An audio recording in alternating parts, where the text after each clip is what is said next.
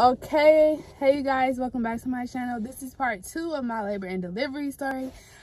Unfortunately, since I do film on my phone, like iMovie be on BS with me and they don't want to let me do any videos that's over 15 minutes. So I left off when I was talking about getting my epidural, and I was actually talking about when they was teaching you how to breathe. No, somebody had actually told me, like, if you breathe wrong, like you might rupture something down there. And I was just scared. Let's just say the whole time I was having this baby, my baby, they were scaring me. Like, the nurses were scaring me.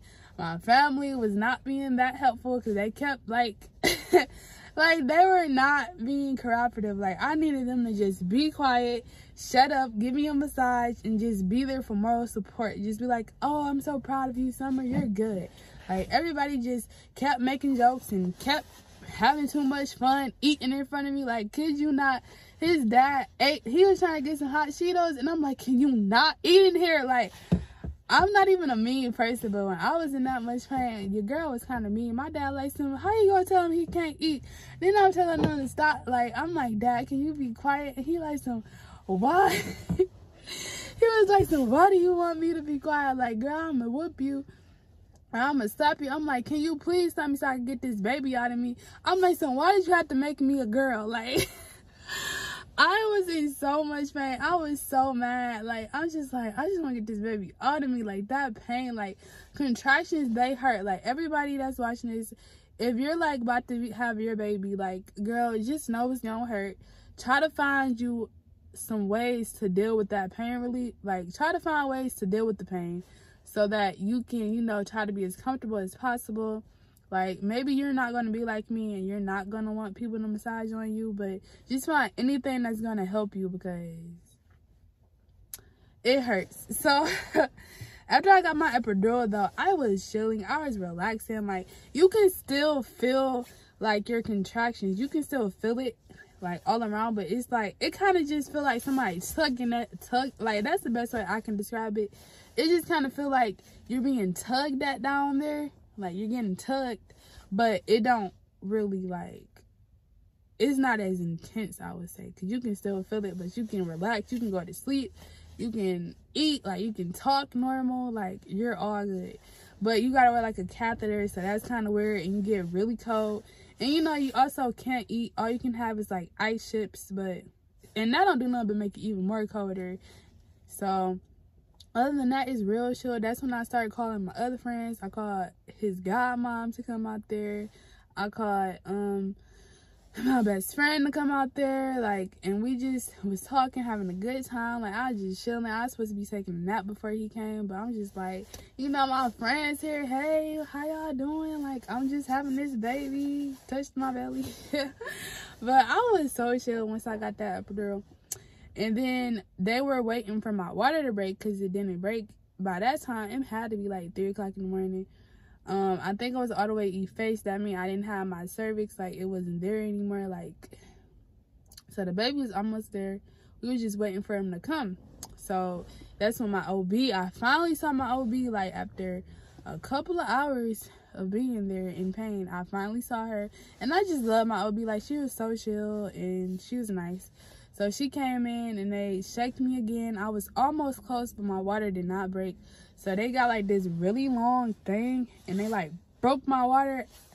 They broke my water with the little black thing, and I just looked and I'm just like, I couldn't see nothing. I couldn't even feel nothing down there. So I don't know why I just said I looked.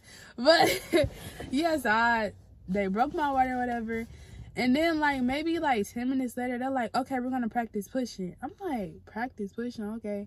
So they telling me what to do. They say you got to, like, put your neck right here. Don't scream because you don't want to break nothing. Once again, they're scaring me. I'm asking, like, how long does it take to push? Like, I'm asking because my mother's late husband, his daughter was there. And she was actually pregnant. And she had a baby before. So I'm asking her, you know, like, how long do it take to push the baby? I'm asking the other nurse. They're like, oh, it can take 4 hours, 2 hours, like 5 hours. They talking about it take a long time to push the baby. I'm like, what? Like, I thought the baby just come out. No, like, everything, you do not know anything until it happens. Like, everybody labor and delivery is different, but I I was just figuring out so many things. Like, you can read all you want and you still not gonna be prepared for that labor and delivery, because everything is different.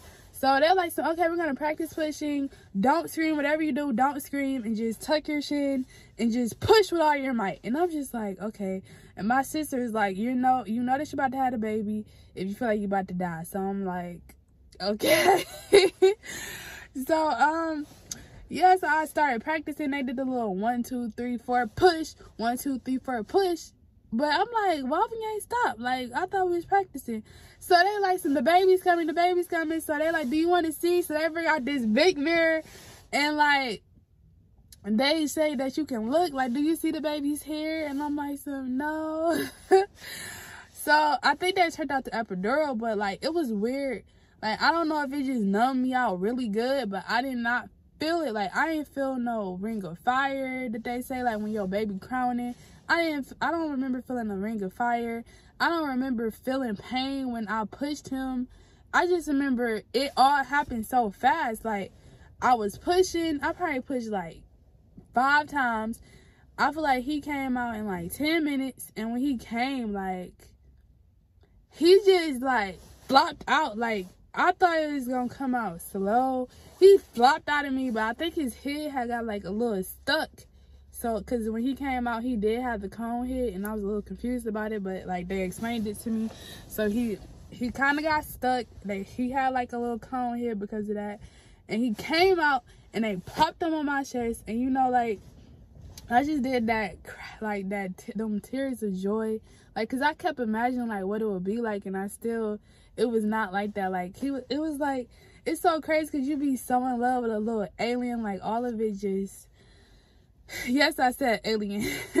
All of it just comes full circle, and you're just like, oh my gosh, like, I literally just gave birth to like this little baby. Like, he's so tiny, he's all mine. And they just threw him on my chest, but it wasn't even for long. Like, they didn't let daddy cut the umbilical cord. They threw him right on the little, they didn't throw him, but like, they put him inside this little thing, and they started shaking him. And I had an oxygen mask on too, like, when I was pushing him. And like, you know, they wasn't telling me anything, to be honest. And I think it was because they didn't want to, because, you know, after you have a baby, like, you're highly sensitive. Like, a lot of things can go on while you're having the baby, so they don't want to stress you out at all. So he came out, he was perfectly fine. It was just that he had a heart murmur, and that's why they, like, all these doctors rushed in. That's why his dad didn't get to cut his umbilical cord, because he had a heart murmur, and they were just trying to make sure that he was good, because his heart, like, it wasn't like, basically it just means that his hips are beat. But we got him checked out and everything, and they said it should have went away when he was 1 year old. But back to the labor and delivery story. I had him. He did give me like a 3rd-degree tear, so you can only imagine what postpartum was like. It was not that good. Like, postpartum, that's a whole other story. Like, if y'all want like tips about postpartum, I can give y'all some tips about what I did and like different things that I learned during, you know, after having the baby. I can definitely make a video. Just comment that down below. And yeah, so when I had him, like, I automatically just got up, and I'm just like, yeah, can I take a shower? And my friend, she thought that was so crazy, because she like, girl, why do you want to take a shower that quick? Like, you ain't want to hold your baby. Like, I was gonna have the rest of forever to hold my baby. So like, I was not tripping. I wanted to get everything off of me, and then, like, you know, just bond my baby. I did end up breastfeeding him.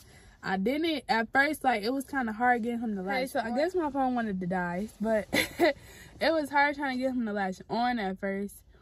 So my to latch on, it was kind of hard getting him to latch on. I remember asking my mom, like, how do I do this?